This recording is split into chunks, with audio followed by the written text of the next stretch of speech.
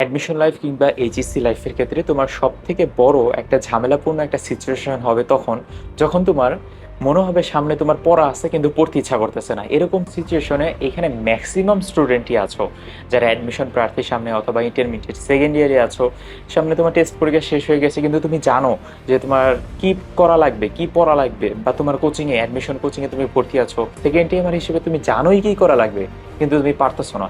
এখান থেকে পরিত্রাণ পাওয়ার একটা উপায় হচ্ছে যে তোমার তুমি এইটা চিন্তা করবা যে আমার সামনে ডোর ডাই সিচুয়েশন, আমি যদি ওই জায়গাতে না যাইতে পারি তাহলে আমি টোটাল ফেল।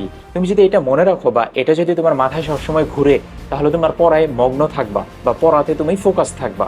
আসলে বিষয়টা এরকম না, কিন্তু তোমাকে জাস্ট মনে করানোর জন্য, তোমার ব্রেনটাকে ট্রেন করার জন্য তোমার নিজেই দরকার। তোমার ব্রেনটা ট্রেন অন্য কেউ করে দিবে না। বা নিজে যদি নিজের ব্রেনকে স্টিমুলেট করতে পারো, তাহলে কিন্তু দেখা যাবে যে আলটিমেটলি তোমার যে কোনো ধরনের সিচুয়েশনে তুমি নিজেকে সার্ভাইভ করে সামনের দিকে আগায় নিতে পারবে।